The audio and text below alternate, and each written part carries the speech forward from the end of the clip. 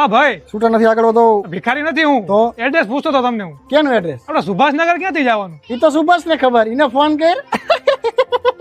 લે મોટભાઈ, તમે હૈસા નહીં, એટલો કઈ નાખી દેવા જેવો જોક નતો. મને ખબર મનમાં હસતા હશો તમે. ફાઇનલ નથી હસતો હું. તો ઘરે જઈને તો ફાઇનલ હસવાના. એ આપણે પછી નક્કી કરશું. અત્યારે તમે એડ્રેસ કોને? ક્યાં જવું હોય તમારે? સુભાષનગર. પેલા કોઈ દિવસ ગયા હોય એ બાજુ? પેલા ગયો તો તમે શું લે પૂછવું પડે?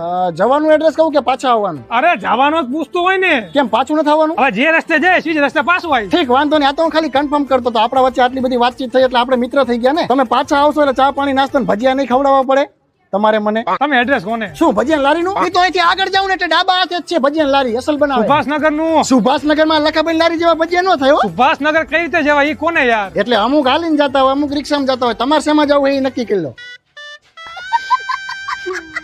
શું દેવા મહેમાન ને હેરાન કરે છે પણ? આ જોન મોટભાઈ ક્યાં હેરાન કરે અમને? તમે જ કહો સુભાષનગર ક્યાં આવ્યું? ઈ તો સુભાષ ને ખબર, એને ફોન કરીને પૂછલા. એટલે આને આજે ફોની નહોતો લાગ્યો બોલ. કયા એરિયામાં આવી ગયો? બધા પાગલ જ ભર્યા અહીંયા.